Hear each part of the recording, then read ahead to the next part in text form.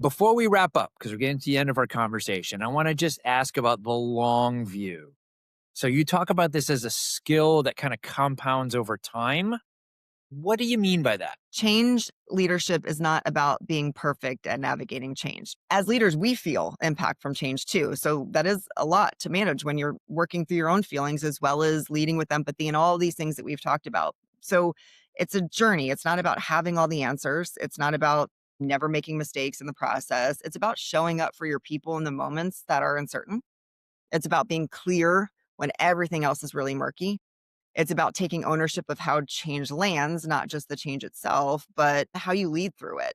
And here's what I've learned, that the skill compounds. It's every time you lead someone through change with clarity and care, they become more capable. That's really it. Then they can adapt to the next change even more so. So your team builds resilience and your organization builds this agility. So you're really not just managing this one change, you're really building capacity for the Mm. future.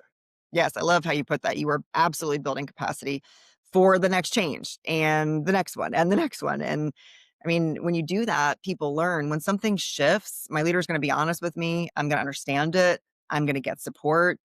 I'm going to have a voice, even if I can't change the direction that we've been given.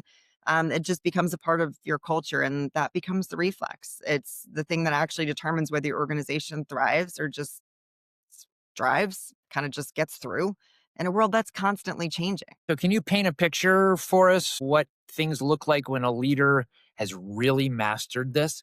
Yes. A leader that has mastered change leadership, they are the kind of leader who doesn't survive disruption. They thrive in disruption. They see what others miss because they're not in panic mode. They move their team faster through it because trust is already built and it's been built in drips and drops of actions and behaviors months and years leading up to this point. They retain people through these transitions because they know their people know it's safe. They also know that more change is coming and it's not a question, it's just a given. So they disassociate some of the stress factors with the calm, move forward, we're going to get through this factors. And so the question is, how will you lead through it? The answer, maybe start this week with one conversation, one team, one change. Just pick one. That's how you become the leader that doesn't just manage change. Just take it one change, 1% at a time to start and become the leader who transforms change into opportunity.